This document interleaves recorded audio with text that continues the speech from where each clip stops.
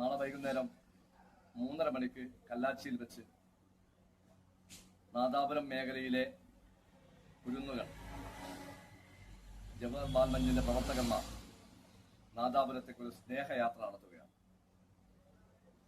രാജ്യത്തിന്റെ ഭരണഘടനയും രാജ്യത്തിന്റെ ഐക്യവും തകർക്കാൻ ശ്രമിക്കുന്ന ശക്തികൾക്കെതിരെ കുരുന്നുകളുടെ ഒരു മുന്നറിയിപ്പ് എന്ന നിലക്ക് 100 കണക്കിന് ബാൽമഞ്ചിന്റെ പ്രവർത്തകന്മാർ അണിനിരന്ന് പ്ലാക്കാർഡുകളും അതുപോലെ തന്നെ നിശ്ചല ദൃശ്യങ്ങളും വിവിധ തരത്തിലുള്ള കോട്ടുകളുമൊക്കെ ഉയർത്തിപ്പിടിച്ചുകൊണ്ടുള്ള ഒരു വിപുലമായ ഘോഷയാത്രയാണ് കുട്ടികൾ ഒരുക്കിയിട്ടുള്ളത്.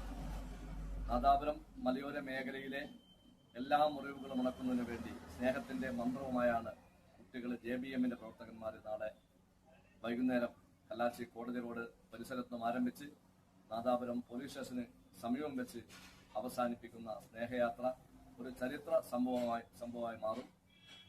ആ സ്നേഹയാത്രയെ അനുഗ്രഹിക്കുന്നതിന് വേണ്ടി നാദാപുരം മേഖലയിലെ മുഴുവൻ കോൺഗ്രസിന്റെ പ്രവർത്തകന്മാരും മതേതര വിശ്വാസികളും മറ്റു രാഷ്ട്രീയ പാർട്ടി പ്രവർത്തകന്മാരും ഒക്കെ ഒത്തുചേരുന്നതോടുകൂടി വലിയ ഒരു മഹാസംഭവമായി, ഒരു മഹാവിസ്മയ യാത്രയായി അത് മാറുമെന്ന് ഉറപ്പാണ്.